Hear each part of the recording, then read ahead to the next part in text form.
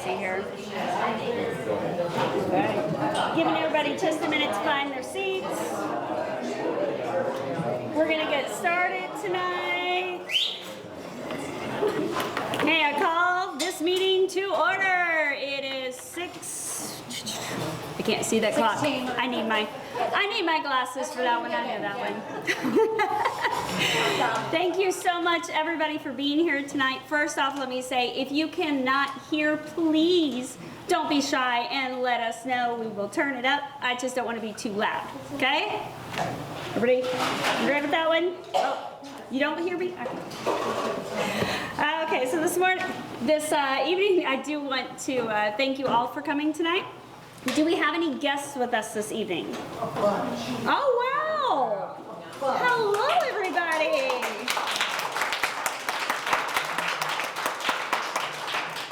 We will do our best not to scare you off.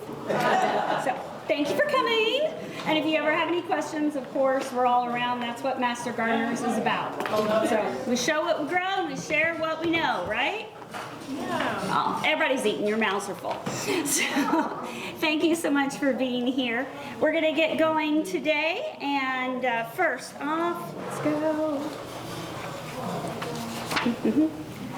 I wanted to actually start. I didn't put it on the slides because he would know. So tonight I wanted to announce our Master Gardener of the Season has been voted Bill Nodine.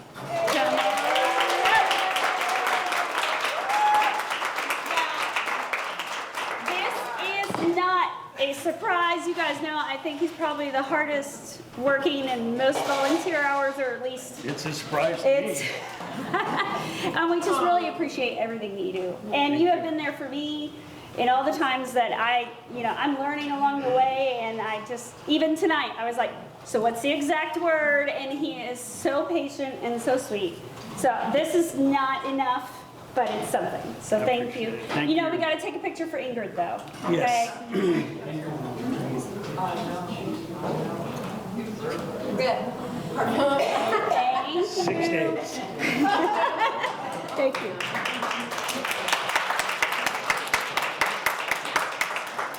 So apparently the secret to being able to do it is go on a cruise. And a cruise and a cruise and a cruise and a cruise. So we just need to go with him. Thank you. Okay, so next I want to call for a motion to approve the membership meeting minutes for September 19th, 2024. Do we have a motion? Second. Okay, well, I'm first, he's second. I'll first do it, I'll nominate. There we go, thank you very much. All those in favor? Aye. Aye, thank you very much. Any opposed? No. And I'm sorry I wasn't able to be here that week. That meeting was not a good day for me. I was very sick, so thank you for those that covered for me, and I did miss you. Okay, next we have, as far as the budget and the project application updates, some unexpected circumstances have kept us from doing the individual meetings with the point of contacts, and I do apologize. I really wanted to do that with you guys. But the good news is, it wasn't any different from previous as far as that goes, because we haven't done that before. We were able to email with some of you, and I really appreciate you emailing back and talking back and forth. We are still going through those, making our final adjustments and decisions. Don't worry, we haven't forgotten about it. We will contact you shortly, and then we'll present the budget in November. Something I noticed today, and I just now emailed them, so they haven't had a chance to. I was on the website. I did notice, and I just wanted to call attention that with our board meetings, they are on the second Thursday each month. They start at 6 p.m. And on there it said that you must RSVP in advance if you wish to speak or attend. You can attend. So you don't have to RSVP to attend. The speaking is just so that we make sure that we have enough time, and that if it's something that we can address beforehand, that's great, and that you're on the agenda. So just wanted to make note of that. Oh, the county fair, that was our big thing recently. And this will probably be said a couple times in the slides, but thank you to everyone who volunteered. It was a tremendous success. I know my daughter came on the last day and she was just like, wow. And it was our first year. as well to enter anything in as a family.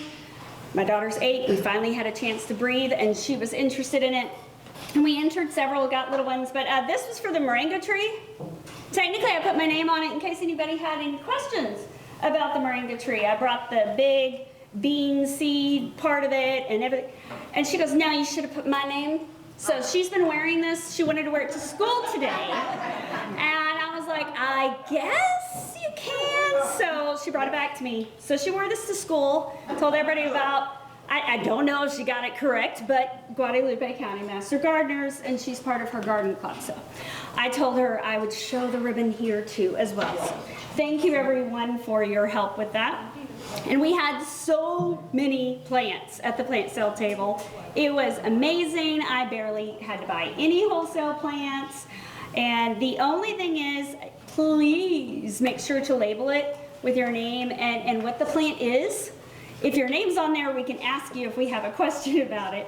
But also, sadly, I do not know every plant name. I'm trying, we all are, and it gives us a chance to learn at every plant sale. Laura is wonderful. She brings us a binder, so that is bonus points if you ever donate plants.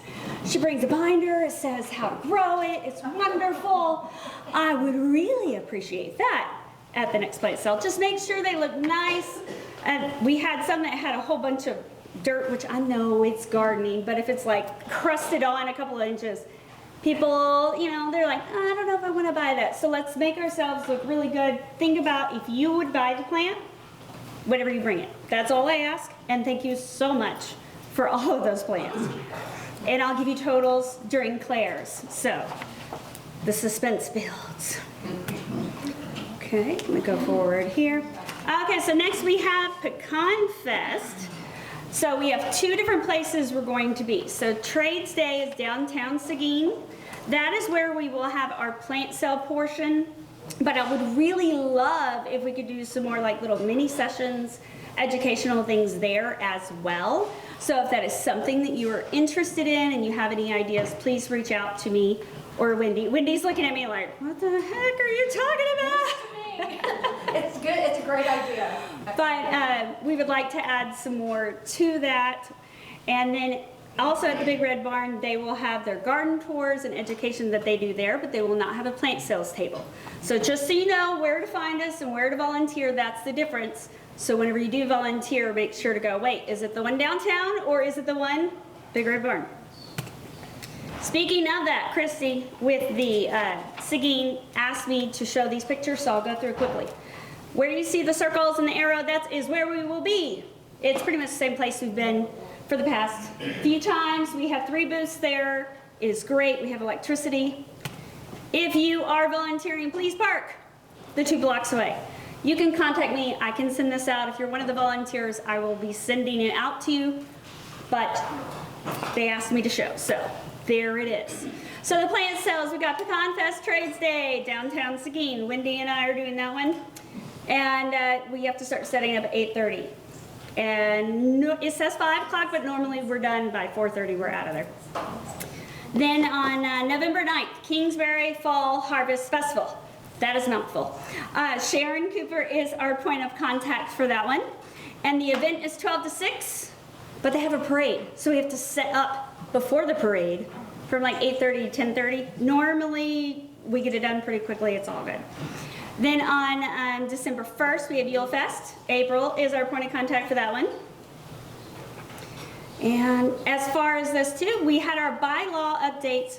We had them ready to vote on for this evening, but it was brought to my attention as president that there were some concerns about the bylaw updates. So until we have a chance to further investigate and work through that, then we are going to postpone till next month. We'll get back to you all the updates with that. Next we have Benna. She's going to come up. She is the chair of our nominating committee. Let's give her a round of applause.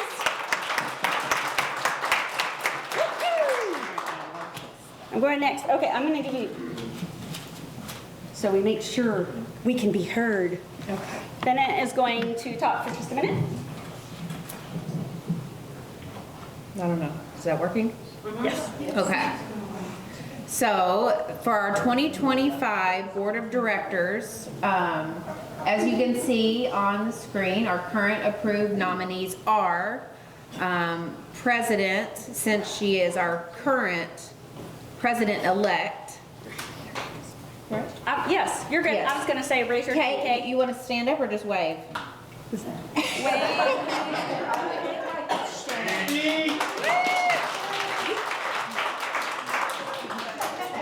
Okay, past president for 2025 will be Sarah Puckett. Our president-elect nominee will be April Ripple. Vice President Pam Younger. Treasurer Claire Hebinger. She's not here tonight, Secretary Kathleen Smith.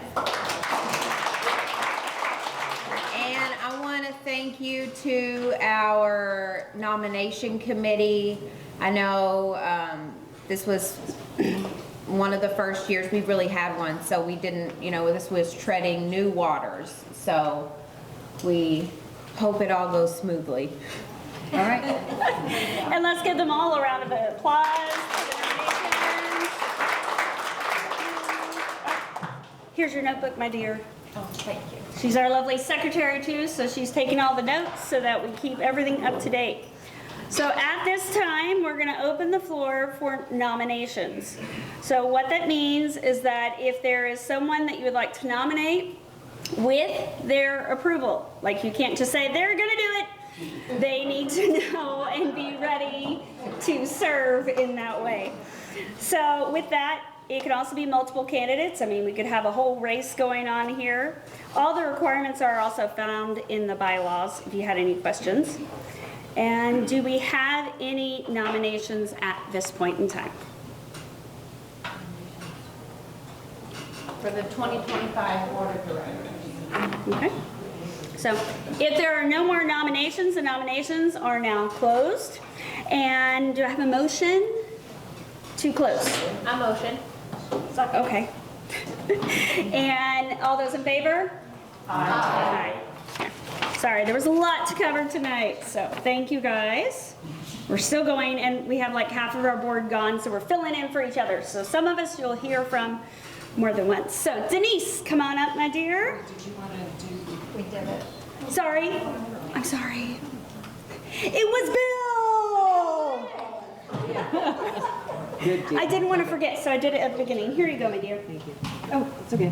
So as you guys know, we do the Starfish Awards, which is just your opportunity to recognize somebody that you work with for something that they've done or that they do, just a way to get somebody to stand out, to get a little bit of attention.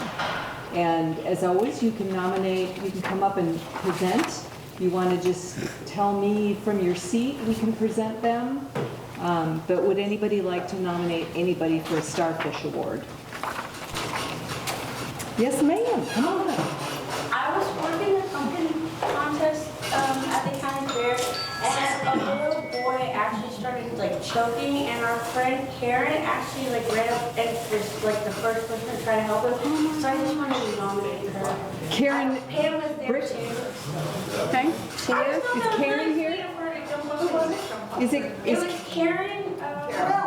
Karen. Carol. And I was going to nominate Karen Carroll. Okay.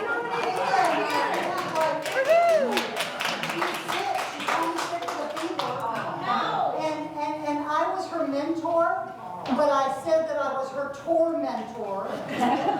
And she has really found a place here. Not only did she come and just live at the pumpkin decorating contest booth this year and help me so much, but she also is taking over with Sandy to do the refreshments next year. So she was a new student. She has found her place here with us and a job that she feels comfortable doing. And I really wanted to nominate her while she was here. But I think we'll just have to tell her about it later. yes. We can still give her one next month. At the county fair, guys, there was a little boy that was about 2 years old that started choking. That's why I was nominated, because I didn't see her, so I thought we'd just surprise her next time. Yeah. So we save children and we grow I plants. mean, I ran away and I was like, somebody help! And then I came back and she was there helping, and I was like, oh, okay. And the kicker was, the interesting thing was, Diane, right? She was leaving. She said she was leaving. She said goodbye to all of us. Yes. And then a few minutes later, I went around to the restroom and she was in there. And so she hadn't left. And then when I got through in the bathroom, she was saving that little boy's life out there. It was insane. She's a registered nurse. Retired registered nurse. And she saved that little boy's life. That is wonderful. So we'll have to, So, pretty cool. so I would like to nominate Pam, just because of all the work she has done, the pumpkin. The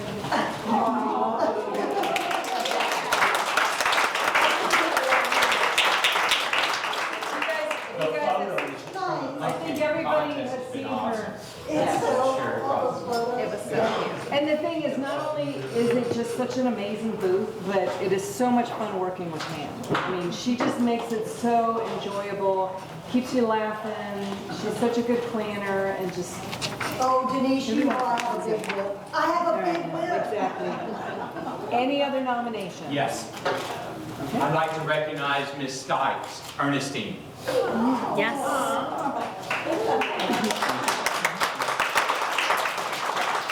Do you want the microphone or are you good? No, I don't think I need a microphone. Okay. Come on over here, little lady. I don't know if you all know or not, but this young lady a lot of times hides upstairs in our library.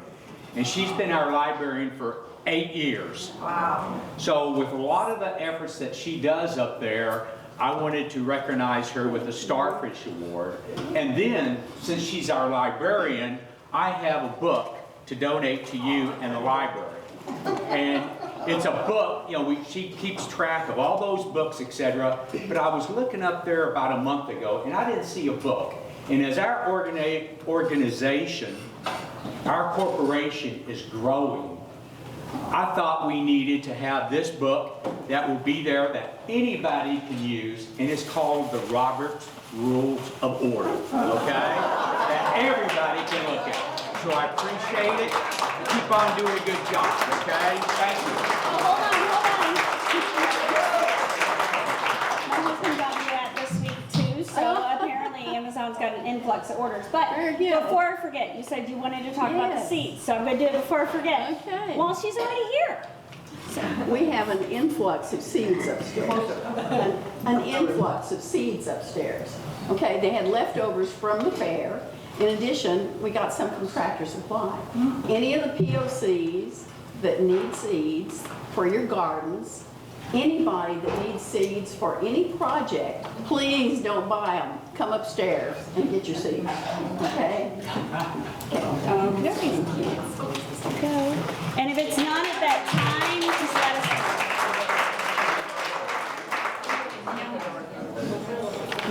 And if you can't come up during the library and seed exchange times, just let us know. We could set it aside for you, or maybe we can come up here and meet at a different time. Because I know all of us have jobs, we have lives that we're doing, and sometimes that's a difficult time of day. So, okay, next we have. Okay, put on Claire's hat. I'm sorry, I'm not the treasurer. This is not where I shine. But we can go through this together, and I do have the totals for the county fair at the end, so stick with me. So we go through this, we have our overall total balance during the 8/31 to 9/30. So at 8/31 it was $41,778.82. Every bit counts. And at the end of 9/30 we had $42,602.79. That's always nice when it goes up. Okay, here, I know all of you can see this teeny tiny print, but it is also going to be online for you to view. We have our income listed there, the abbreviated specific gardening classes. That's the extra classes that Bill has been going through and doing for our group with other Master Gardeners, so thank you, Bill, again. Then we have the class tuition there. You see that. That's already starting for 2025. Thank you, class coordinators. We go through that. Now, not all the fundraising is added into there yet. We even have like miscellaneous. Everybody's just so go get them that we have to do a miscellaneous sometimes. We have some of the expenses there at the bottom.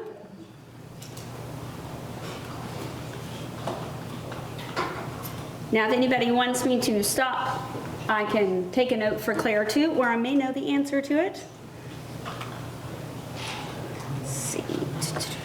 So last month, the library seat exchange is there at 113. The class had some membership meetings, refreshments and supplies, and postage. So not a big spending month there. T-shirts, we have the volunteer garden projects. Okay. Pretty good. Okay. Okay, this county fair totals, as promised. So we have, after everything is taken into account, is $2,502 for that. And I just thank you everyone who worked with that. That includes the plant sales, that includes the raffle, the t-shirts. People donated after they took seeds sometimes. And then some people, I even had this happen at the plant sales where they purchased something, they're like, keep the change. You guys are great. So then we had to and Claire was amazing this year, keeping track of all that, guys. I'm going to give her little Starfish Award, but not until next month, because that was just so amazing how she did all of that. Okay, next we have Bill, who is here.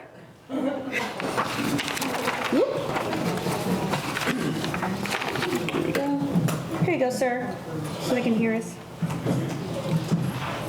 Well, I'm still trying to get the frog out of my throat. I really, Ribbits. it came as a very big surprise. Thank you, all of the membership. Next slide. So now I'm feeling humble and I won't pull out my slacker list. We've been changing in small increments, and I think the bottom dollar here is we still have about 40 members that haven't got their hours yet. So my take is, if you know one of these people, try to push them in our direction, because trust me, we can help them get their hours. It's not a matter of where they just sit and then come the end of November, they can't meet all of the certification requirements and we lose our membership. We can help them. Trust me, we can do that. So with that said, let me move on to the next. I made the comment today to April. This is probably the most important thing that we can do. There are 7 of us that put in hours and contact information every time we go out and do a class from the education side of the house. We've reached over 1,500 people this year. So that being said, it's important, and I'm not picking on the Red Barn, but I'm going to pick it. It's a good example. If you're out there working and you have people that come in and you're providing them educational information, whatever it may be, we got to get to the point where it gets recorded. When you go in and do your volunteer hours, when you go down to the bottom of the list, there's contact lists. And it goes by the demographics. So you go out there and fill out the contacts. So when you do your hours, think about what you're doing and get the contacts in. Ernestine upstairs, 3 people come in and they ask questions about seeds. That's a contact, recorded. I can remember when I worked the stock show and rodeo, whoever had to do the clicker thing. You know, you sat out the door and you clicked that button 1,000 times and that was being recorded. And that went on the Bexar County rolls, okay? Now, how important is it? Look at number 2. Facilitating proper allocation of resources, making informed decisions, and analyzing projects. This year, we incorporated all that data into when we reviewed all of the projects. How many contacts did that project make? How many educational hours did they perform? How many service hours did they perform? And that's where this all comes together. And last but not least, most people don't know it, but every quarter, Travis has to report what we do. And when I say report, it goes right to the County Commission of Courts. Now, you might say, well, what does that do for us? How do you think we got this building? It's a federal building, and it came from that organization. So it's really important that when you do your hours, you push contacts. And it's very easy to do. Do a registration. Let them sign in and do it. So enough on that one. Our last push, and April would kick me if I didn't push this. We have one more canning class coming up. The only slots we have open are in the afternoon. We have a whole team, several people that are here in the membership that are supporting that. But the canning class will be this Saturday. It's 2 classes, AM and PM. Come. AM is full. AM is full. AM is full, so it'll be the PM. We have what, about 10 or 12 open slots in the PM. So it's the last class of the year. AgriLife Lunch and Learns, just a heads up, there is no Lunch and Learn program in November. No Lunch and Learn program in November because I will be on my way to Portugal on a transatlantic cruise. And December, there's not going to be a program either, simply because that's our social. But we do have Beth doing hydroponics in the Schertz area. So for those people that live in Cibolo, Universal City, go to the Schertz Library. They have an excellent facility there. She'll be doing that. And then Peter will be here at the Seguin Library doing iNaturalist. And remember, Seguin provides brown bag lunches free, coffee free, water free. It's all free. You just show up, get the lesson, okay, and eat for nothing. And one last thing, we keep pushing this, and yay, we have a new advanced training course, something we don't see very often. This one is an online e-learning course. Has not yet opened up. I just went out there last night, checked AgriLife Learn. They have not posted it, but it's supposed to be posted before November 4th. It's a $150 fee, strictly online. You go out to AgriLife EDU. I think it's about a week and a half course. It's $150.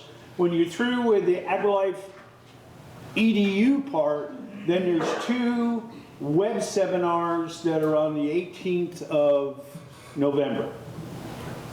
Plant pathology, diseases in plants. So keep that in the back of your mind. That's open to everybody. And then last but not least, again, I will say, if you don't have your educational hours, you're beyond the slacker list, because all you have to do is go out to that website, okay? Open up the website, go to the Lunch and Learns, and all of them are recorded. You can sit in the comfort of your own home and watch that. And the nice thing about that is you could have a beer and watch it. You can't do that here. Margarita! So keep that in the back of your mind. Bill, they're on GMS too. VMS too, yes they are. They're on VMS. And that's it. Okay. Wendy, are you doing Ingrid's? Or do you? I thought. Okay, I will do it. Okay, Ingrid was not able to be here, her care person She for. said basically just go to the video. Yep, okay, we're gonna go to the video. But first, the Nextdoor app, if you have one, talk to people about Master Gardeners through there. Current photos of your garden projects. We say this all the time, but David needs them for the website. Go. Oh, I bet you it's whenever I escape, because that's what happened last time. No, just keep going. Okay. Here, I'll put it back. No, start from here. Okay, this is not my strong suit. I apologize. Anybody, you wanna come push the button for me? It's not working. I don't wanna start from the beginning. Fine, I'll go this way. Boom, going through. I apologize. Okay, there you go. There you go. Ah, okay, so you're saying just push the next. Do one more. Do one more. Okay, There. Okay, now click on it. it's been a while since I did slideshows otherwise. No? Okay, sorry. It's further recorded. Oh, it has a thinking. It's gonna bring it up. Yay! Thank you everybody for your patience. Here we go. Oh, We can hear it. okay, I'm trying. No, it's. I may have to start over. I apologize. Community garden. No, I'm joking. Okay. I do voiceovers. I could totally do that. Okay. And actually, And here we have Ernestine showing us the garden and telling us how we can volunteer.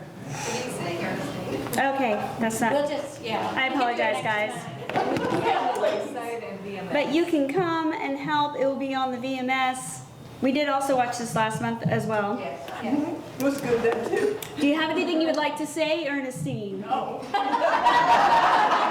But you're the superstar. A lot of fun. But she was very nice and showed us that, and I know that she has some expansion plans, wanting to add some more veggie gardens.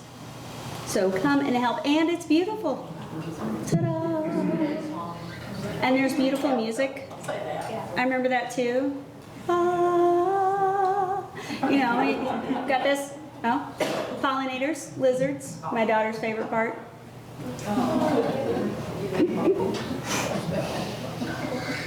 Now she's gonna show us some produce. Ta-da! Because she's amazing.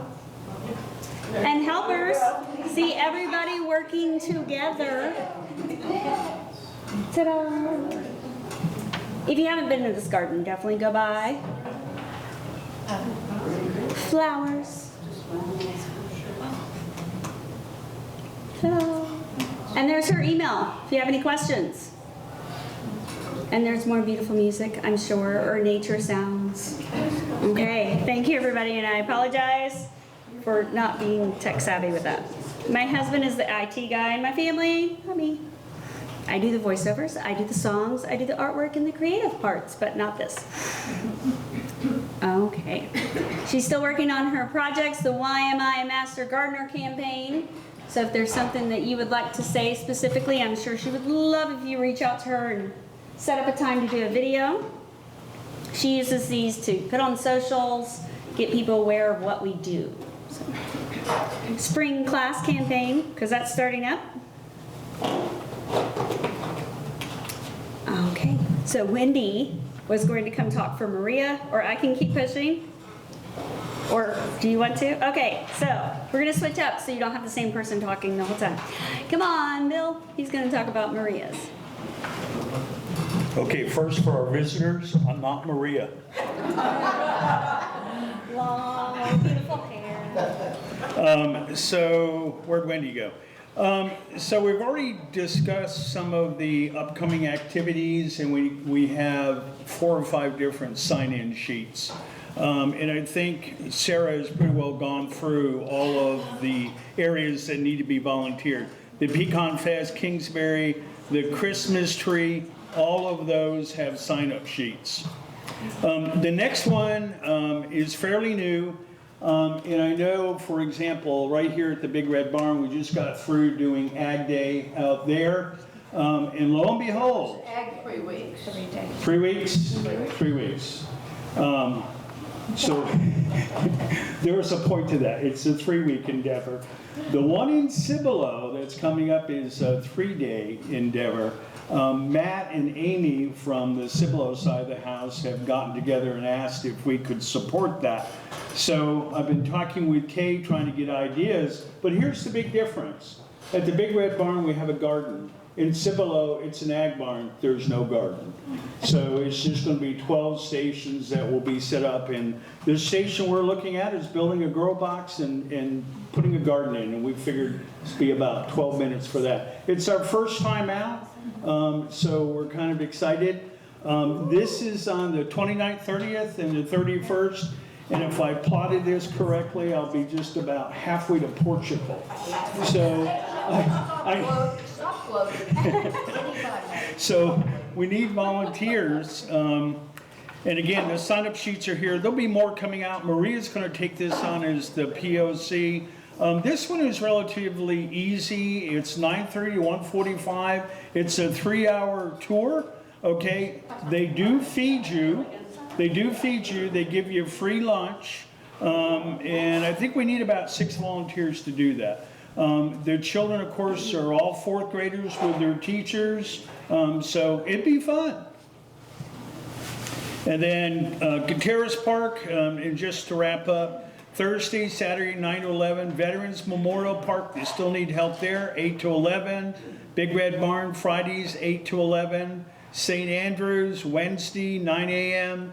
Mill Street, Guadalupe Demonstration Garden, and Poly Mansion, but I think they're kind of closed right now. You have to contact Robin on that. So Wendy had some volunteer sheets that she should be passing around. If you're interested in any of these, Maria asked me to make sure, sign up on the volunteer sheet. Please. Please.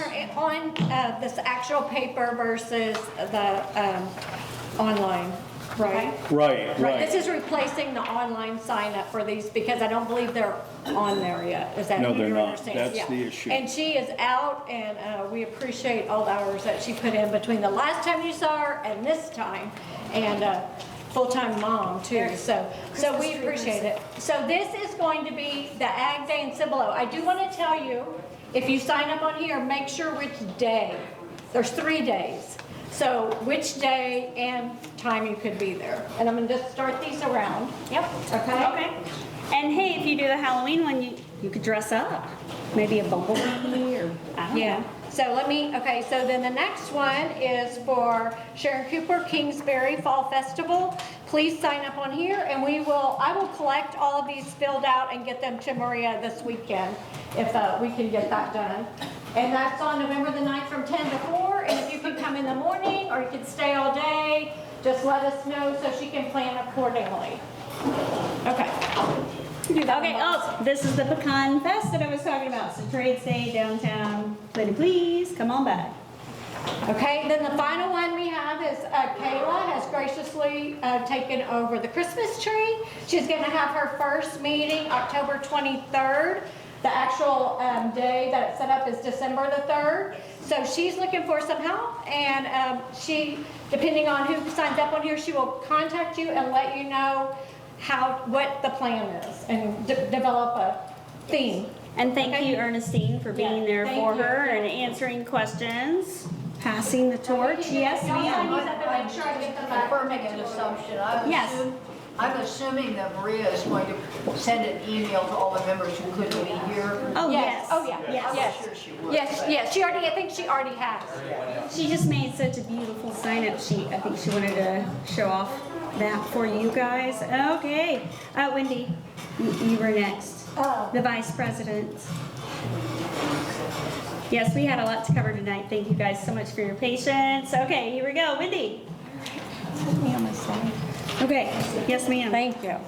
Okay, so tonight, October 17th, we have Mark Fanek, our friend and our master gardener, who's going to talk about fall in the garden / trees or whatever he decides to do once he gets here.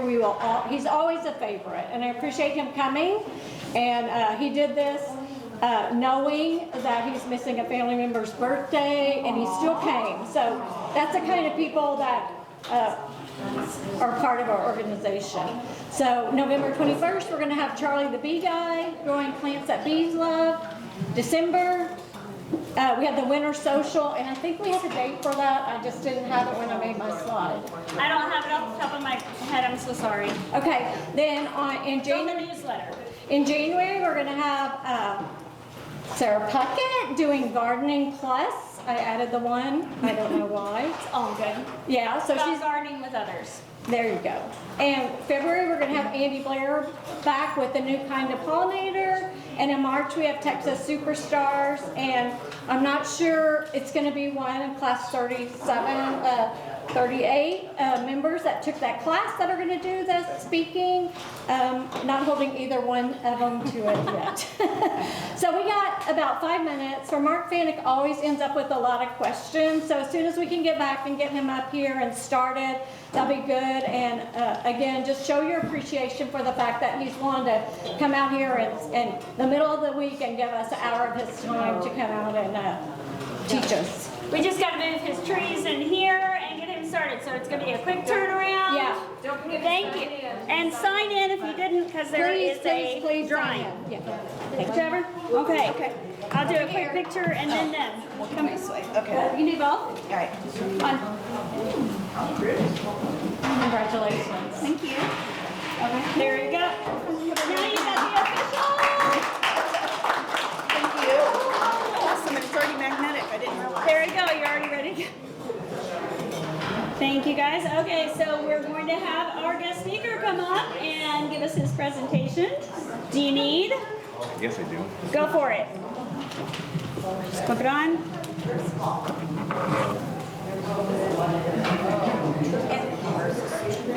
Hello, hello. Oh, Wendy wants to officially introduce herself. Come on down. That's her job. Vice President. And so I know that most people know who this man is. Maybe not everyone. Maybe not. So we have Mark Fanick, owner of family-owned 75. 80. Oh, that's right. I was at the celebration. I should know. 80-year family-owned nursery in San Antonio, Texas. That was the very first place that I brought my children to when we were putting in a garden 30 years ago. And so we've been friends and family since then. He's a master gardener. He's come through our class, and he always says yes if you ask him to come and talk. If he can make it happen, he's going to make it happen. Even tonight. And we appreciate it. There you go. Extenuating circumstances tonight. I personally am thankful for that, but and offered him a way out, and he said, we're all good. So he's here, and we appreciate you. Thank you. Thank you. Down to business. All right, so we're going to talk about fall gardening, trees, well, all of it really. So who thinks we just went through 2 summers of the same summer all over again, right? This one's longer. If they're longer, yeah, they're bad. They're all bad. So what are we going to expect for next spring, right? We know in 2 years ago what came out of it was bad. We know when we woke up this last winter, we came up, what was dying. All the pine trees that are dying around town, all the other trees. We've got arborists come out their own grounds. We had to make it safe for our birthday back in June 15th. And between 2 rounds, I think we spent like $85,000 to get the trees cleaned up so it wouldn't fall on your head. So, and my head too. And so all the arborists are telling us, which we already kind of knew anyway, but as they're cutting the trees, they are dry. They're thin-skinned and they are dry. You have a inner core with your bone, that's how you hold them from falling. But once that skin gets so thin, and they get it out, that's it. There's no more stretching of the skin. First time you get a windless day and the weight falls on that limb, and there we go. But yeah, we've lost, we used to probably have 103 varieties of pine trees on the ground. I think we're down to 86 varieties now because some are lost to the ground. So some may never be recoverable because they're not on the market. None of who have a tree from way back in the old days. So the loss is more than just monetary. It's history gone. These are things that will never be around again, probably. So, and then we try to water, right? So we try to water, then we get in trouble because we water, because all the water boards say don't water.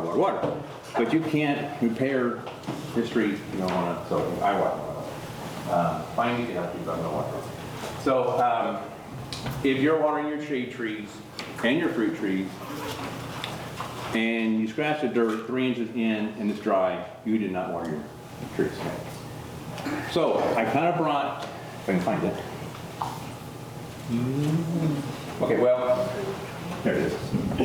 So if you probe this into the ground, and that's not wet to the bottom, we're in trouble. So sprinkler systems are 0 for trees. Hand watering is not 0 for trees, it's not good. Vanilla sprinkler is okay, but if you put a sprinkler out on a tree, we go out to the drip lines. Let's imagine this tree is 35 foot tall and this is 20 feet. So we're gonna put the sprinkler 20 feet north, east, southwest. I always make a comment, you did a good job when the blackbird land in the water and you're taking a bath. All the crows will come in. So that means the bugs came up, the birds are hunting for food. Scorpions, bugs, whatever, they're all hiding down deep in those caverns that we let the ground crack on. And those trees are sucking. They're just pulling and trying to pull until there's just nothing left of them. So they're starving. So first thing we do tomorrow is we soak our trees because this 10% chance of rain is not going to happen. So, and I don't see anything for the next 14 days again. And sad part is, October is the second wettest month of the year. So now water gets moved around from one spot to the next. So somebody's got our water. So we're going to grab their water in November. And so we might have a wet turkey day. But we need to get, because I'm afraid this next year is going to finish off, the trees are already weakened. Here we go again. So, it's really just kind of a sad time in a way. But it's not just, it's shade trees, it's fruit trees, it's the whole works. Everybody's got to go into a deep, wet fall sleep or we're in trouble. We only have a short time left to get the water into the trees. And once the real big cold fronts come in, then they're going to, that's it, they sleep. They'll put some water in there, but, and if we see another big hard freeze, let's say this coming December, January, all of a sudden they forecast 22 degrees and we'll get above 28 for 3 days, 5 days straight. You've got to water. You've got to put an ice sheet. You've got to get that root protected. Young trees, citrus especially. So here's the thing. The old days we would, tell people, build you a giant A-frame square director set building over your 12-foot lemon tree, citrus tree, whatever, right? And that's silly. Who's going to do that? Plus it all falls over and there's no heat. So now, you're going to lose the tree anyway. So I'm saying, get your chainsaw out, your favorite brand, I like Eagle, but whatever brand you like using. And when you chop it 5 feet off the ground, that comes back again. Because you're going to lose it anyway. So take it to 5 feet, now you can cover a 5-foot tree. Let it come back from 5 feet and not try to worry about all that dead junk and thin it out and so forth. If the citrus tree comes out healthy, you feed it, you water it really good for spring, there's a 90% chance you'll still have your fruit. You won't have bushel loads, but you'll have your fruit. Now, if it's just going to be a normal winter, we're not going to do that. We're just going to water deeply and just hope for the best, repair rosary beads and so forth. And we get past this point. But again, it's coming back to water again. So, on young trees, let's say, for a minute here, let's pretend like this is a peach tree you bought from Fancy. So, we can put a winter coat on that bark by buying the hardware store, buying this, and slipping this around your tree, and look what we've done. We just put a nice coat around that tree, just like with a pipe.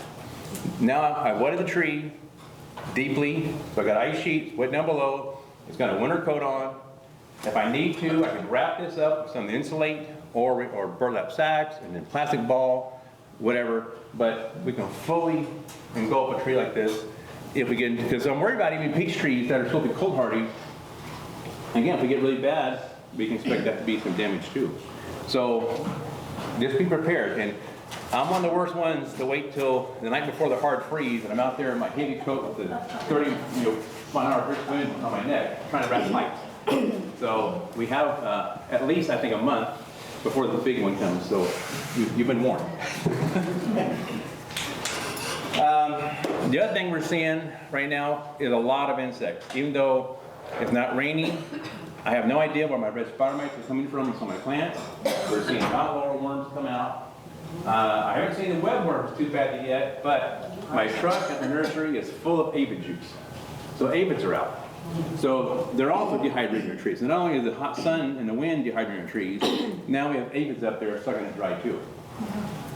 So us guys and gals that have giant trees, what do we do, right? So most of us don't have mechanical means to pump up, 35, 60 feet in the air. And so you have a hose on a sprayer, okay, that's gonna get you about, what, 15, 20 feet realistically. So, let's move away from pecan trees and say it's another tree that's not fruiting. Because all you can do with this one, just go as far as you can. If it's an ash tree, that kind of thing, or pecan tree, and not do anything. But they do make a product, it's not organic, but when you're going from life to death. Imidacloprid into the ground, now they drench. So, even though it's not organic, the thing about this one's nice is that if I told you to do malathion to do the aphids, which will work, but if you spray it up there and the wind comes back to you, and now you get malathion, well, you won't have bugs, that's one. But you're gonna be rained on, right? And then when I was a kid, I was a spray master at the nursery, and I had to spray all the pecan trees with malathion and Enzian and Zolone and oh my God, all these chemicals. And I don't know if it caused hair loss or not, but they, I got rained on constantly. And, I worry about down the road, it's gonna jump out and kill me one day, but so far I'm okay. But anyway, so, and though it's not organic, imidacloprid is so much to a 2-gallon bucket of water, and you just drench the trunk, and you're done. So it's not gonna be a shotgun blast where you're killing all the ladybugs and all this stuff. So you know it's not organic, you can't spray up there and trees getting stuck down, you have an option. So, we try to go organic all we can too, but then there's the times you need to do the full injection method. We're also seeing, believe it or not, fungal problems. I've seen rust out already. We're seeing powdery mildew and black spot running. So there's 2 products that work really well. One of them you may already know about, F-Stop. I think it's kind of whenever you went to the industry, it would tell you to use F-Stop. That's your chemical one. And then I ran out of the one I'm going to bring to you, but there's another one with the bacteria strain. Now years ago, Serenade had the name for it, and then Bayer Company bought them out, and Bayer not making besides aspirin, they make chemicals too. And we thought, hey, they're going to go into the organic line. They're going to save this company, and whatever, buy them out, and be good stewards, and da-da-da. No, they killed the company 3 years later. So Furlong came out with theirs, and it's a bacteria, and you spray it out there on leaflets and so forth. And I've had desert roses before with black spot roses. It wipes it right out. I mean, it's really cool. So if you're seeing, like this one we get it, for pecans again, if you're seeing scab and diseases coming in, and you don't want to spray chemicals, and the one thing I like about a pecan tree, that if you did use a chemical, is that you have the green husk, you got the outer hull before you even get to the meat. So there's 2 layers of protection before, so it doesn't systemic, it won't get to the meat. But on the other trees, you're going to have to use something like this to get up there far enough. I also like, if they're on fruit trees mainly, spinosad soap. Spinosad soap has been working really well for us. I got the red spider mites in my plumerias, and I've been soaking them with it, and it knocks them right out. And so you get the bacteria again of this spinosad, and this is safe. Like you go to your vet, and they'll give your dog spinosad A and D, well, so they're eating it. And so this is a bacteria spray in there, knocks out most insects. The soapy is the secondary killer. You smother them, and so you get double whammy on this one too. So it's like red spider mites, you need to have a double whammy on there, unfortunately. So those are those, and then one more semi-powerful one. If that's not working for you, then use with neem oil, cold pressed neem oil, by the way. I don't know if you know the difference now, but there's neem oil and cold pressed neem oil. The weird thing is cold pressed oil was actually made first before they made the other one. So it's actually not doing as much processing, and they find it works better and longer than the old one. And so I got whole bottles of neem oil myself that who's going to buy them, but I'm going to sell them to you.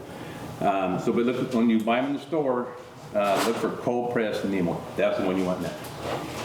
So much better. And it's only a fair fungicide, but at least it's better than it was before. But and I didn't like neem oil the first round much anyway, but the second round of this is working much better.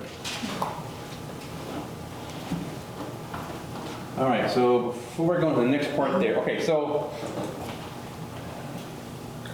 if we don't do what all I just said, right, then this is kind of what you're talking about right here. Now, I brought this one because when a tree dies from drought and not flooding, so let's say a tree died from flooding, and somebody says, well, I bought a tree from you, what's wrong with it? I brought it back, because I know what happened to it, and we do an autopsy, right, it's an autopsy. And we look at the root system, go to the corner, Mark, and look at the root system, and if the roots, all the fine roots are gone, only the main shafts are out of it. That's a disease called root rot, or it's actually rotted and it dies. It rots, right? You know, wood rots. But when it is all in place, all the little fine roots, that's drought. That means you didn't water your tree.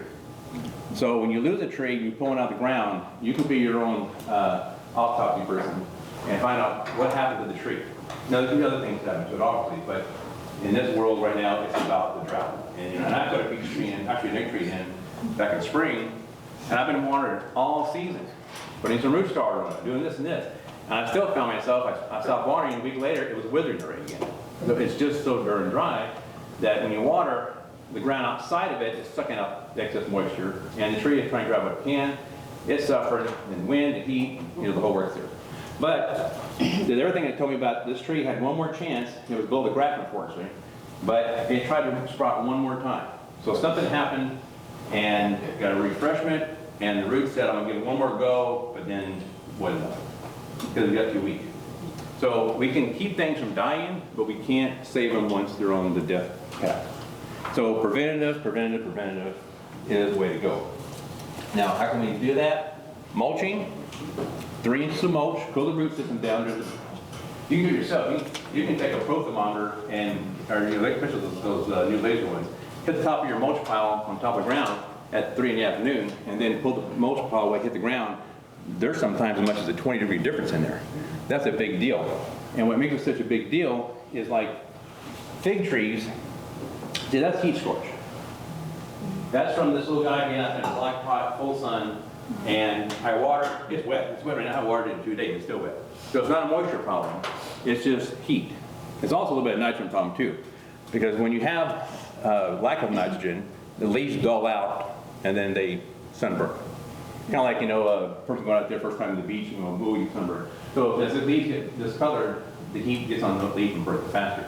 If this plant was dark green, like this crepe myrtle, that's full of nitrogen. So this time of year, that thing is loaded with nitrogen, and it doesn't have a bad leaf on it because it's fighting the heat better because it has the food value there. So when you're hungry, you don't feel good, right? You know, everything gets to you, you're starving. Well, they all, you know, you like to eat, they want to eat too. So this guy needs fertilizer to keep it from going. What I also want to show you is that the difference between a cutting and graft is when you graft a fruit tree or any tree, you're taking the mature wood off of a tree that was going to bear fruit right away, and you're giving it the hope that it'll do it right away in a year or two again off a bud.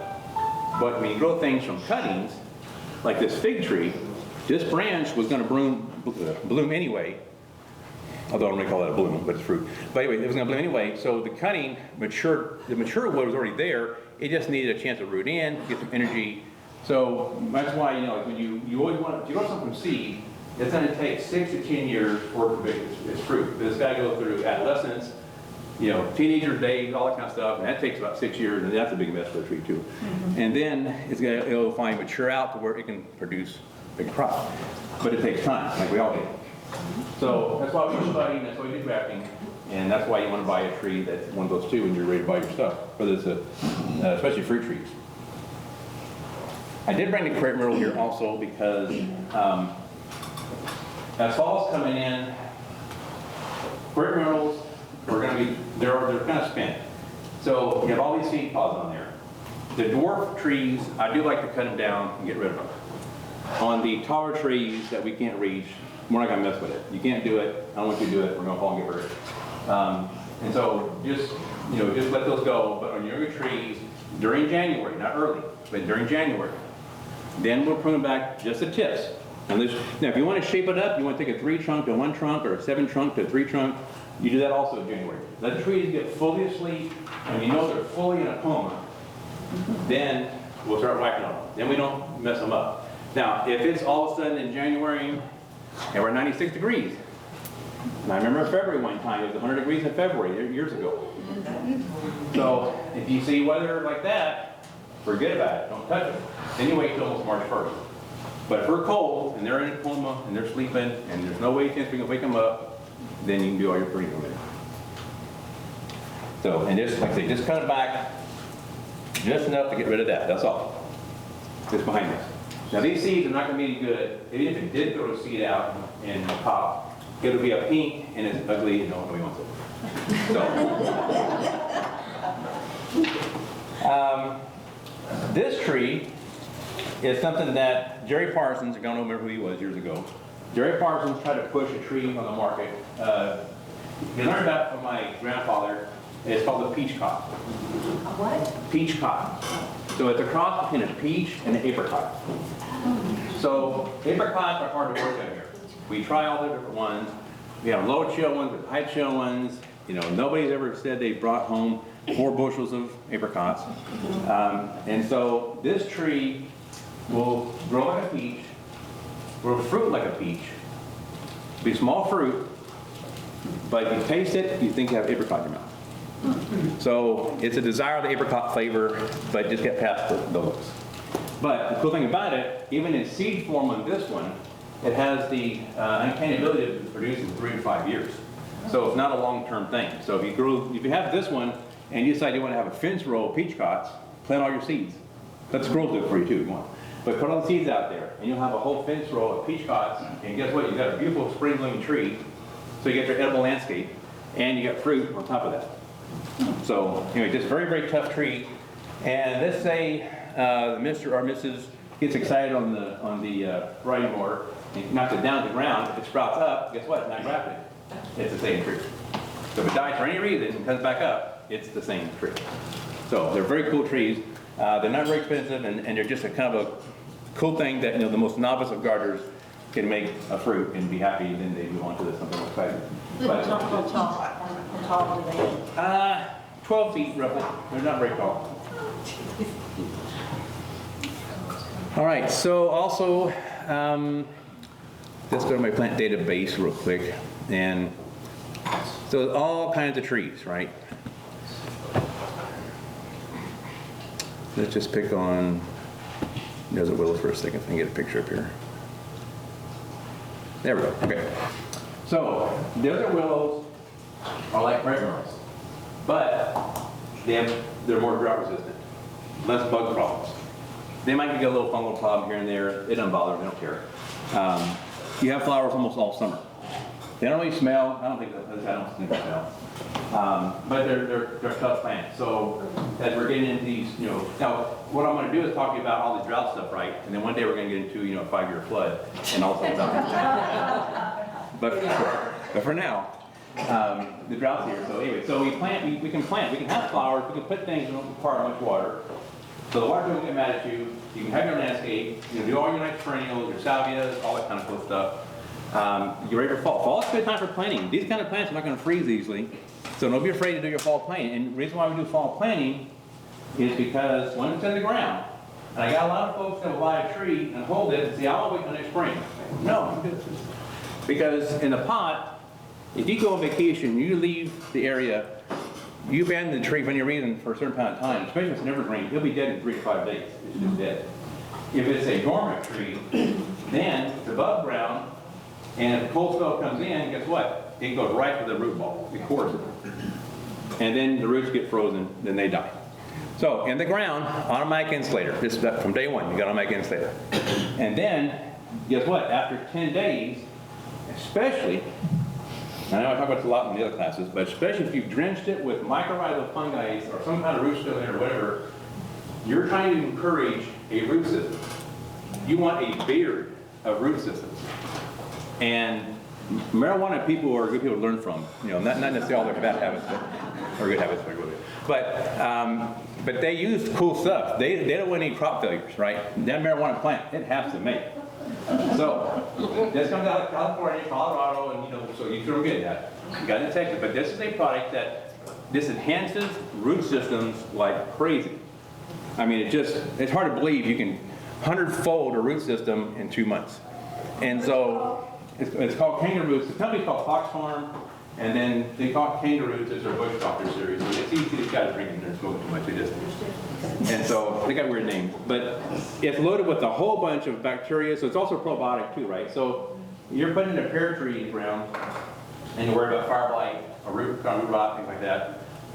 My vegetable garden is in their potting soil mix, right? The same things that also inoculated in there.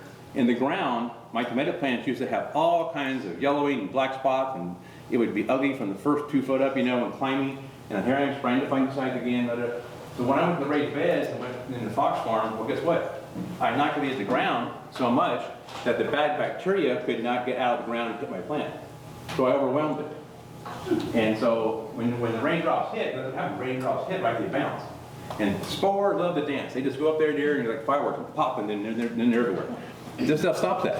So the rain can hit the dirt, the spores don't, they lay dormant or in place, and that's it. But the cool part about this is the root system. It really, really works. It's very cool. If you go in, wait till I finish talking first. But then when you go to the phones, talk about mycorrhizal fungi, and they hit images, so look at the root system, what it does. It is just bonkers what it does, the root system. And each one does something for a certain kind of plant or a host of plants. So, like one species will cover 100 plants, some will only cover 10 plants, that kind of thing. So most of the time, these guys are putting in enough varieties in here to cover your garden needs, including grass in there. And when you add this stuff to it, it also has 2 forms of cornmeal in there, trichoderma. So you get your natural fungicide you turn on the ground too at the same time. So you can save them buying cornmeal and no more weevils. So anyway, so this I think is a must for planting because again, it's all about getting the root systems established. We've got to get them established. It's hard to believe, you know, in 120 days max, we are back, we're spring, we're ready to roll again. This is all being a blur. Here we go. We have a new president, new election, and new year, and all this stuff. Now, a chemical company from A&M has also joined the fund now. So if you're into the chemical world, you don't like the organic, just fine, whatever you do. I love also code, that kind of thing. So Nutristar, Nelson Plant Companies, you hear David already all the time on the radio talking about it. They have theirs called Genesis. Well, they also realized that, hey, let's put this stuff in there too. Let's make our product better. So it's one company after another adding this stuff to it. And as long as the salt content isn't too high, it will live. So can we mix this liquid with Miracle-Gro? No, because it's high salt, very high salt. That's why your plants burn.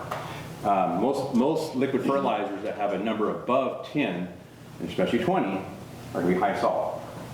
Salt kills life. Dead squirrel seeds, going on right. Salt is bad. So if you use anything too much salt, you would kill the biolife in the ground. Then, and like people who feed high nitrogen on their yards are the first ones coming in here. I need a fungicide, I got a brown patch, I got a takeoff patch. It's because you killed all the stuff off. And what always comes back first? The bad stuff, right? Only the good stuff comes back. Nature does it where if let the bad make it run for it, and then we'll regrow again and have a fight. But always bad takes off first. And so, anyway, so there's a lot of good companies out there. Espoma is another organic one. They have mycorrhizal fungi background too, but if you're feeding year-round on your plants to keep that dark green leaf going, because all these things should have been dark green. I'm kind of embarrassed to say I have this rock this because this came from nursery, but and you see, I don't know if you can see the yellow leaves with little green veins. Okay, that means it needs iron and probably a little magnesium too. So when you have yellow leaves, you see dark green veins inside there. That's a mineral deficiency. So it needs Geritol. So that'll keep it dark green. Again, green fights heat stress, so forth. So these kind of fertilizers, Fox Farm, Medina, Espoma, all those good brands you see all the time, those guys are helping you keep your biolife rolling. And so that if you soften your dirt, like you have hard clay soil, and you're trying to water into the trees there again, and you see the water, you first water it and it just wants to run off, right? Because it can't even get inside. That's because it's not cohesion to bring it in. So doing things to kind of disrupt that top surface will allow water to come through. When I was a kid, I was in much better shape. We played volleyball all the time.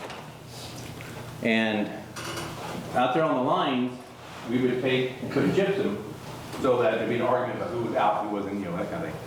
And during a drought like this, similar to this one it seemed like, I had, Dad asked me, he said, go mow that field. And I'm thinking like, what? There's nothing live. And we hadn't played, you know, volleyball in about a month. And I didn't know, go back there and mow the backyard. Okay, and I took the mower out, go back there thinking, you know, what did you know, right? But, you know. And sure enough, right where we put the gypsum at, and only where we put the gypsum at, we had Bermuda grass this tall, dark green, and a pattern of the width of the stripe. And outside of that, the ground was cracked 1 inch across. Wow.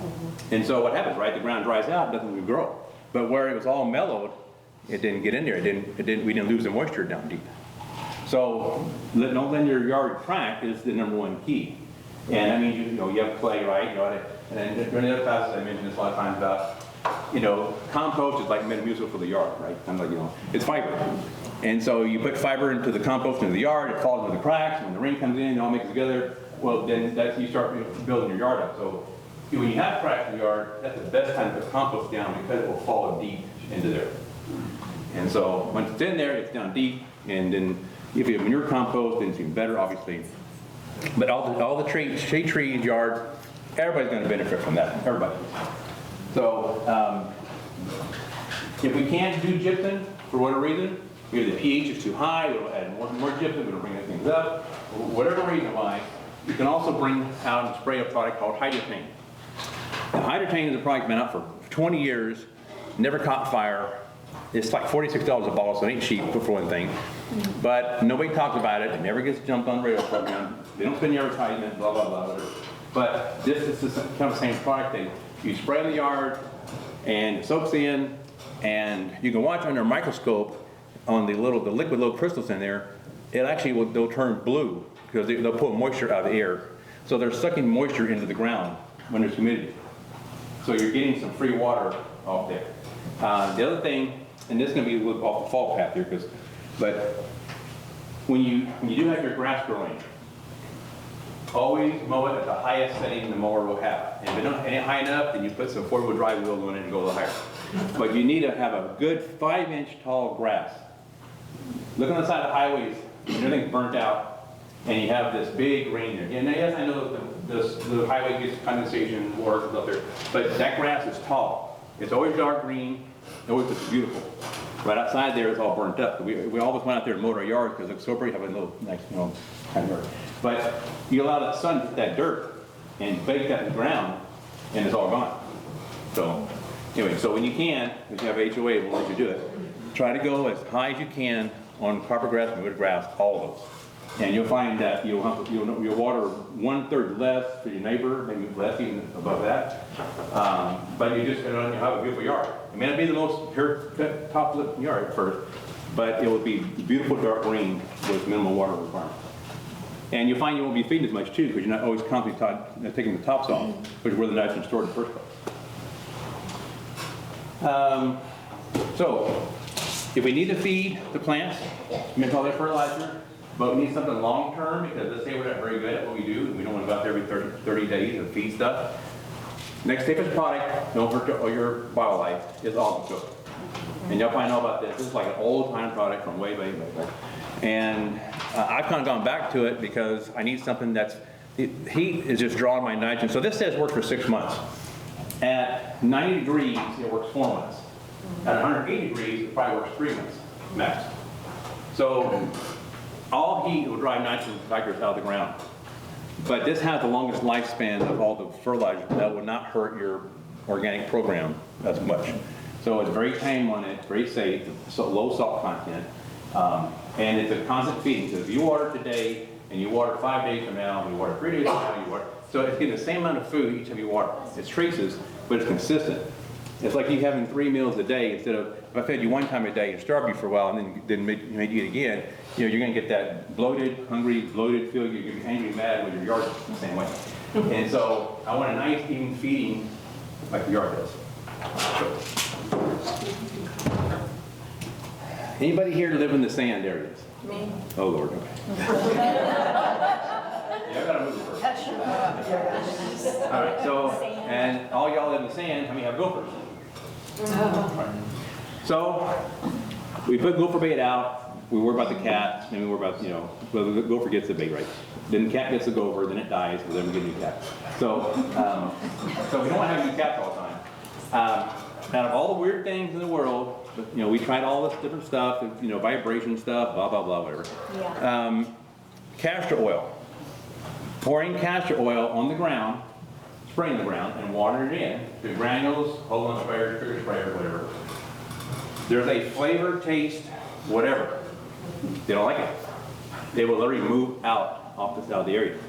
The cool thing about it, if you use a hose-on sprayer on big areas, is if you can sort of corral them up in like this, then you make a defensive line, get them out of your beds, get them out of the defensive line, and you spray them off the property, backwards a little each time, so they're off. To your neighbors. Yeah, sure, yeah. Why do you hate the most? We're the one that doesn't garden. Yeah, there you go, yes, yeah. The asphalt side of it is. So also, we're gonna have wind coming in. Like, we already had one day of 30-mile-an-hour wind, roughly, right? Here comes the plants, see how they go falling over. Pantyhose works really well, but my wife said nobody wears pantyhose anymore. I don't know if that's true or not, so that's gone. You gotta find some elastic that doesn't wire in. If you use like baling wire or any kind of wire in a tree and you let the tree rub around there, then it causes a mar, right? And just like me, I'll probably be rude not doing that with my fish world. But so the tree gets marred in there and it gets a blood clot sort of thing. Then if you leave it on long enough, now it's like this, you're cutting right into it. And then you get a gurgling effect. That's really bad. Once you get a gurgling effect, then we can't hardly repair that. That's really hard to repair that. So, good old green tie, very easy to use. It wraps on trees, stays on there really well. It has a expansion point only to so far though, so you can't be on forever. But as the tree grows, it will expand. You may have to recut it, depending on which tree it is. Recut this stuff maybe every 3 months and retie it again. But just like loosen your belt if you gain weight, I think. But just cut it loose and retie it, and allow it to. But this is good. This will not cause any rubbing on the tree. It doesn't do anything with it. It's very soft. It moves around. It, if the wind's really bad, it allows a little give. It has to, but then it kind of comes back a little bit. But anyway, y'all may have already been using this stuff. What is that called again? Miracle tie. Miracle. And it comes in small, half-inch size like this, or 1 inch. I love it. Yeah, so if you're using this for small plants like vines, I recommend the half-inch because it's easier to work with the tie fit. But for trees and other things, then I like this stuff. It's really, really good, and it's good. Because again, we're gonna have wind. It's in our nature to have north winds coming down, and then all the Yankee dust comes out of it. So the trees will be under a big pressure point that gets snapped off. So this is the best way to do it.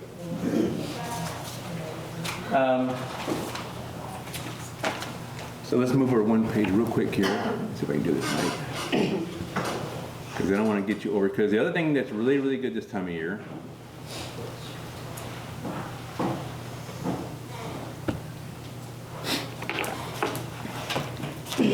So this is our list that we recommend in very, very fine print, just like they do on TV. This way there's no legal jargon. So, as you go through our list on the page, in bigger print, you make bigger. This is the fruit trees we recommend in Texas, not my area necessarily, in Texas. So, I want you to get the fruit trees in the next 30, 45 days, because why? We want to get advantage of the root system, right? So, but what do I plant? Well, you've got to come up to me or my brother or one of my workers, and you got to tell me, not necessarily the zip code, but whereabouts are you? Are you in Seguin? Are you in St. Hedwig? Are you in Lavernia? Are you in Cove? Or I want to go to the coast and put a peach tree at the coastline. Well, we can now. We have 150 coal-hour peach trees, but I also have 800 coal-hour peach trees. So then if you know what that means, it means hours below 45 degrees, a tree collects hours.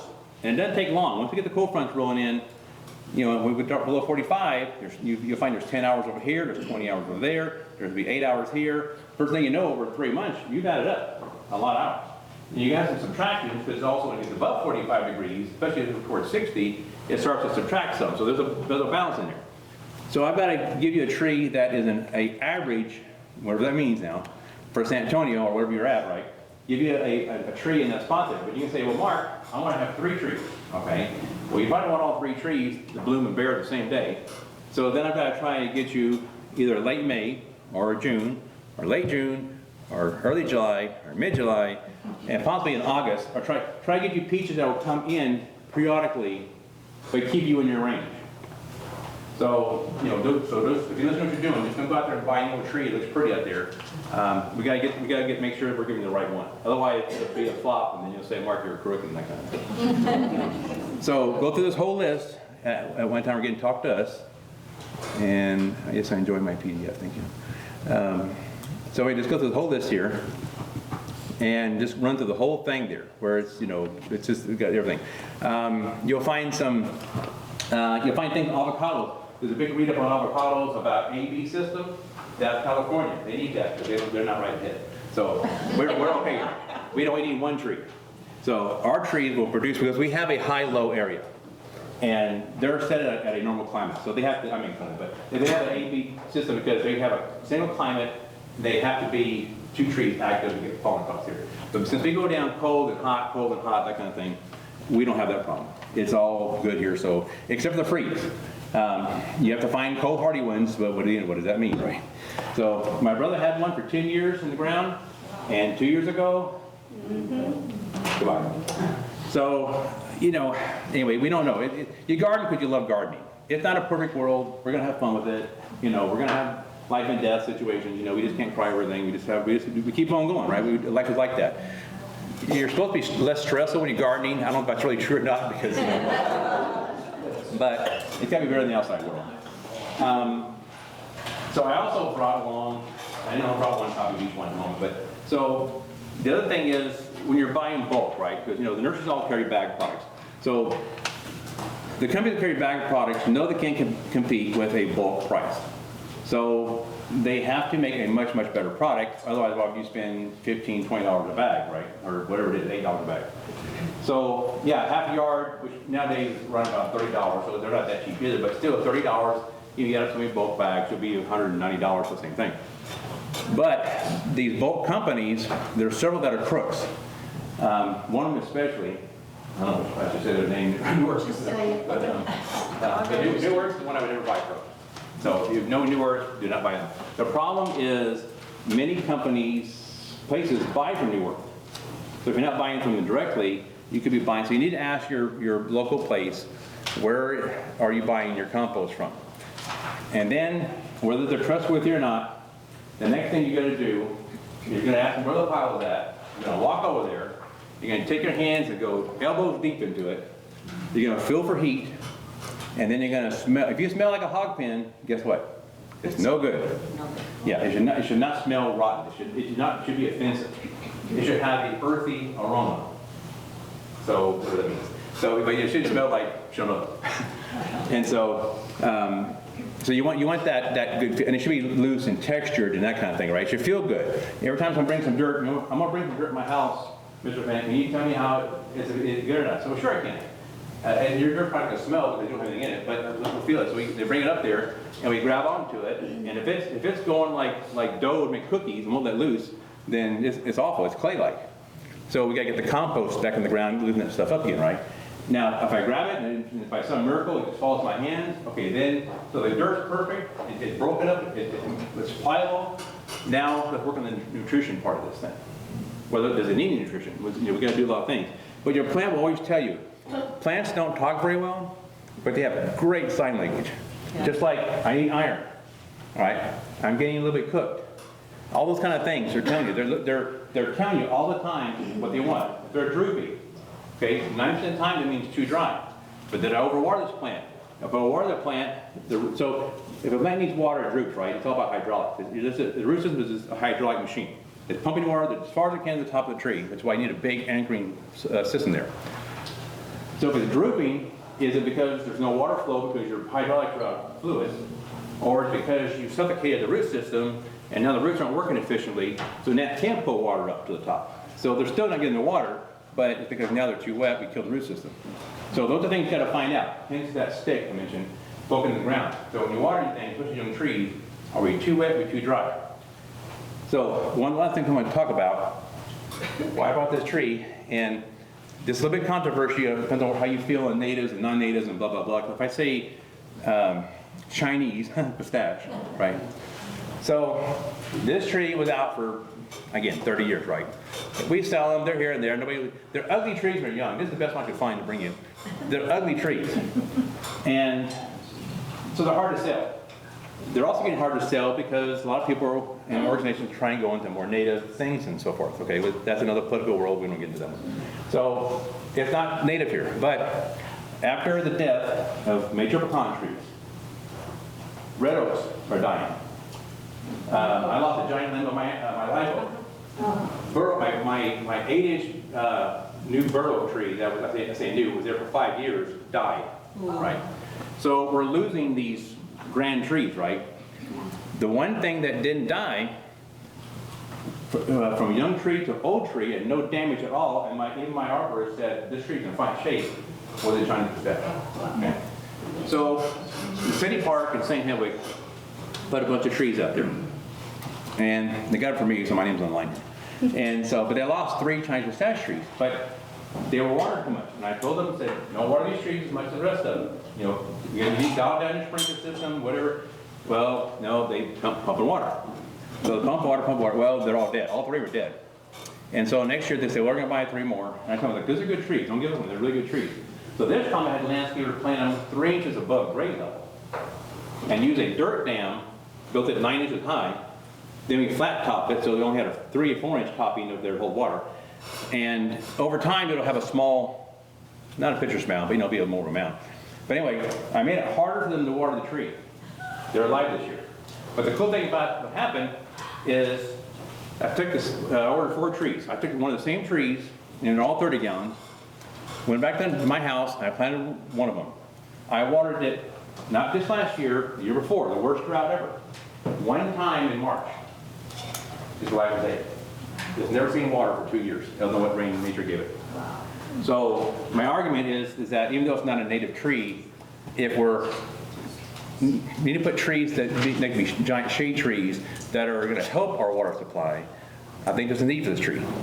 Maybe it's not for everybody, but it has fall color, it has little red berries. The birds are eating that. I never see birds gather to the tree with red berries. I'm not saying they don't. I just don't ever see them up there like you know, if you had tallow trees, you would see white wings up there, right? You know, I don't see birds going to this tree going, honey, this is like, you know, going to Roost Steakhouse, whatever you get, you know. No, they don't care. So it's just other things, things drop and whatever. But I've never seen a forest of Chinese pistache. That's what I'm going to get at with this. You dig an invasive tree, find me a grove of a Chinese pistache forest. I don't see it.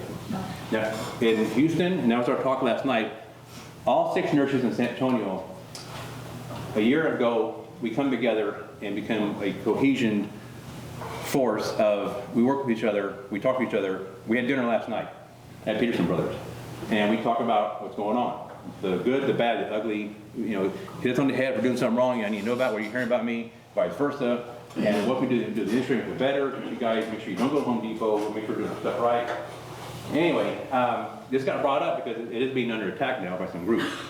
But the argument came across that, again, if you need something we need something that lives now. If we're worried about a drought and heat killing us, why are we looking at a tree that might save us 40 years from now? Let's put a tree that can save us in 5 years from now. And then you can still put old trees like live oaks and all that kind of stuff in the ground. I'm not saying not to do the other trees, but if we need to cool off 900 square miles around San Antonio, let's do it in 5 years. We need it now, not down the road. And so I think it's just plant stuff. And then the other thing is, and this is like a salesman saying this, buy more trees. The mistake I made on my own property, I'm on 3 acres, and I put a tree over here, and a tree over there, and a tree over there. I thought it was such a smarty pants. And 30 years later, I'm like, they ain't touched each other yet. And my grandpa used to kind of get mad at him because he had trees all over the nursery. They were everywhere. We have hydrants every 20 feet. We have trees every 20 feet. And I used to be like, God, this is not right. It's going to be right. But he had shade. He used to be in the country too back in the 30s. There was nothing out there. But in the late 40s, he had shade already. And in my 50s, he was covered. And by now, the giant burdock, we've been in our nursery, the giant burdock, it's a monster. It's about 75, 80 years old. It's a monster. I mean, it must be 75, 80 feet up. But anyway, he said it takes 30 years to grow a tree, 30 minutes to cut one down. So overplant, thin them out as you need. In 5 years, you'll have what you want if you do it right. And I didn't listen to him. I was smarty pants. And so I went too far apart. And so this year, guess what I'm doing? I'm putting with Chinese pistache and other trees, I'm reforesting my property because I just need it. It needs to be cooled off. So anyways, so the whole moral of the story is be happy, plant, do it right. If you do it right, you won't come back and say, Mark, I have issues, I'm having disease problems, and it'll all be done. You do it one time, you're done. Nature's a big part of it, obviously, but you can do your part of it. Look for, when I did like the bulk thing a while ago, this is a list, anyone takes a picture on the phone, this is a list that we come up with, that we think, I know it's gonna be hard for people out here to get to some of these people, but this is a list of some of the best people in town. It covers everything from like Atkins Material, down to Douglas King Seed Company, to Paul's Desert, you know. So we're not afraid to run you off to Paul's Desert or somebody else for the plants, because I want you to be happy. And that was the thing about our talk last night. And we've been doing this for a long time anyway, but if Rainbow Gardens knew I had something they don't have, please go to Fanny's. And if they have something I don't have, please go to Rainbow Gardens. We want you to stay in the loop, and versus say, well, Mark knew I could have got this from Rainbow, and he didn't tell me. Well, see, that's bad. So how are we looking at it? So we want you to stay, get your plant. If I don't have it, I know where it might be. Call these people, go for it. The other thing is, if you do have to get a local arborist, which I hope you don't, we also have 4 down here too. So that thing is all the best ones, you might have some people in this area, but if you just don't know where to look, this is a starting point to get someone going there. Number one is, we do Edders for number one, because in San Antonio, I don't know if Edder's ever done a talk here before, but Edders used to do talks for Master Gardeners in San Antonio. And he goes to all the events, and he shows, he's got the wall of stuff that kills trees. I mean, from blights, to everything, on root system and that, and he teaches, in other words. So you don't want a butcher, you want a teacher, and you want a medical person that would diagnose your tree. How to get this point in the first place? Okay. Then you need a surgeon. Okay, there's nothing left to go to. We have to cut it down. Okay, he'll either do it or hire somebody else out. But why did it get in this place in the first place? So anyway, there's a list there. And then prairie myrtles. You can buy prairie myrtles. The best time to plant them is in the fall, winter, but they're not blooming. So I tell people, you come to nurseries and you look through. Now I have pictures on the website, but you know how that is, right? You know, they're like models. When Jerry Parkin took the pictures, he took this nice little black screen and he went out there and picked the prettiest flower. It's like, Victoria's Secret or anywhere else. And took the prettiest picture and that's it. Well, that may not be exactly what it looks like all the time, right? So you should always go to the nursery, look at the flower and when it's blooming in the Texas heat, in this spot. Then you write down the name, and when you're ready to plant in the fall, then you go back to the list. Okay, I wanted this ebony fire. I saw the burgundy leaf. I saw the shade of red. If you come in and say, I want a red prairie myrtle. In the old days, I'd say, well, there's no such thing. All we had was watermelon red, right? So now, guess what? We're the crayon of 96, whatever, prairie myrtle. So now it's like, what shade red do you want? Because we know what you want. And so it's a dark red, blood red, light red, that kind of thing. So anyway, so watch your colors when you're blooming at your neighbor, nursery, whatever. Then find the list and then find the plant. That's really the best way to do it. All right, I took up 50-some minutes of my time, 56 minutes. All right, I guess question and answer time, so you can get home early. Any questions? I read that cinnamon, well, if you put that on the root, it stimulates the root. Does it really? Well, which one did it? Cinnamon, that is root. Cinnamon, it has healing properties. It is actually good for you too for a lot of things. But cinnamon is a antibacterial issue. And so, yeah, it's more than home remedy. It is a fact. I've seen cinnamon work a lot of things. Cinnamon can kill a nutgrass too. So if you put cinnamon on a nutgrass, it'll help. It doesn't all of it really well. It's not a thing better either. But cinnamon will help. Will kill all the nutgrass. Okay. Yes, it's good. All right. When is the best time to trim a live oak? To prune it? Yeah. I go. If we're cold, and because they worry about the oak disease, I would say probably the hardest, coldest part of the winter, we could find January 15th, probably a good time, through February. And then, yeah, now if it's a young tree and it's small, say it's 1 inch or smaller limbs, take one limb at a time. I don't think you need to put pre paint on a 1 inch limb. I think they heal nicely by themselves. But when you get above 1 inch to 2 inch limbs, then you should put pre paint or a latex paint if you're afraid of the asphalt burn. Latex paint. And if you're doing it yourself, never cut flush against the tree. Make sure it's anywhere from 1/4 to 1/2 inch away from the trunk, because when that happens, the tree can go around the obstacle, like a bicycle stop sign. You stand long enough, right? Yeah. But you have a concave. You see trees that have concaves. They never fill in. You have to put a patch. So always cut, because you're gonna have dieback. Anytime you cut anything back, there's a half inch, up to a half inch dieback. Well, the tree trunk, that's half inch back inside, well, then rot sets in. And so it gets worse and worse and worse. So yes, always cut outside the barrier. Thank you. Yes? Do you find any redeeming qualities to a half-berry tree? Well, hackberry tree. Okay, the question is, any redeeming quality of the hackberry tree? I don't like it myself. I would say that is my trash tree, but, and only because I have a beautiful stand of crepe myrtles, and the bird land in there, and they do something out of the back end, and it causes the tree to grow. And so, they read my crepe myrtles, and they're hard to cut out, and I hate it. So then I have to go back and cut them at the ground level, and didn't have to use that stump killer, and oh my God, no. So that tree I don't like. And I hate that tree too, did it to me, but it doesn't, so. But now if I was in the old days, and I had a horse-drawn carriage, you know, and I had it tied off into the street there, yes, because that tree can take a lot of stomping and abuse. It is good in some ways, but once it gets dry and stressful, that tree crashes like a bag of cart, so. Yes. My fruit tree is the worst things they have against them are leaf cutters and deer. And we've tried pretty much everything, and they just don't listen to what the bottle says. So what you do in the deer is you go to the print shop and you print out venison sausage recipes. and you throw them out there like that. My daughter's learning to shoot a bow for that reason. There you go, but, yeah. Leaf So cutters. now here's a weird thing. In our world, there are more deer alive now than there were in Indian days. Wow. So pigs too. There's lots of animals that are being roadkilled or dying from drought, stress. So, you know, whether you're hunter or not hunter, you know, they're shot and being dead, and they're starving to death being dead. So I don't know which is, I think I'm starving to myself the worst. But deer is excellent meat. I know they're pets for a lot of people, but you feed a lot of people with deer meat, and especially hogs. Hogs are breeding 6 times a year. There's plenty of hog meat.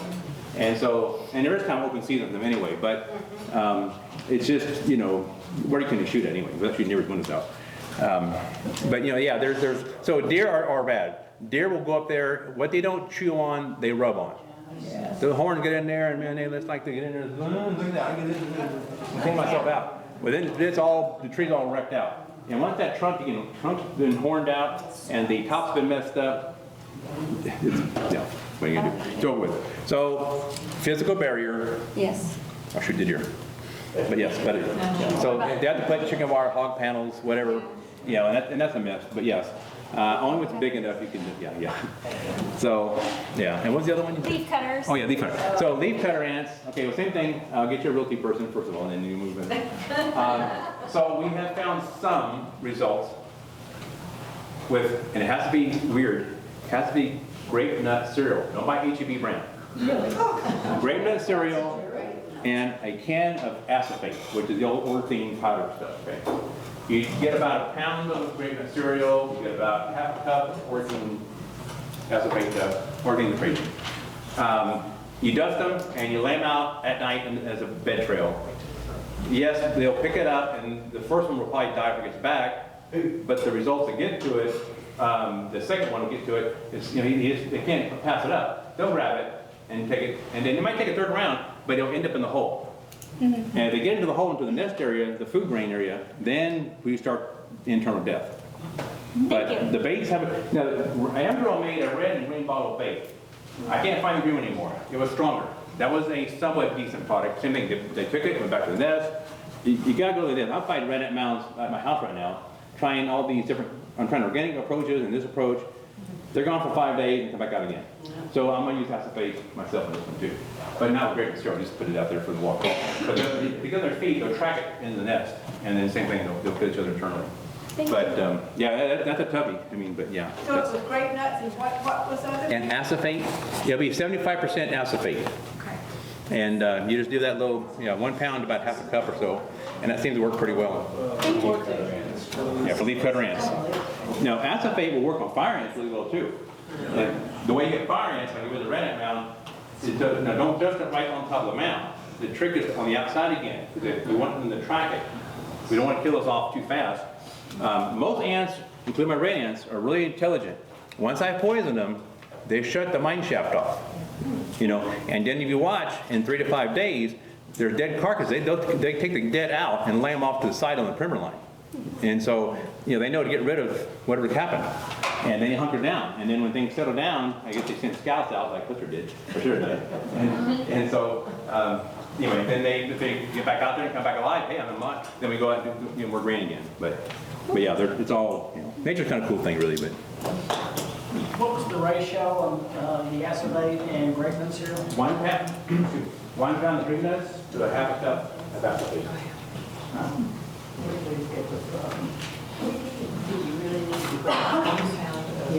Like I said, it's weird, we had people try to buy off-brand, and they say it didn't work, and it was really by the material. So, we all want good food, right? All right, anything else? We're good? Thank you guys, appreciate it.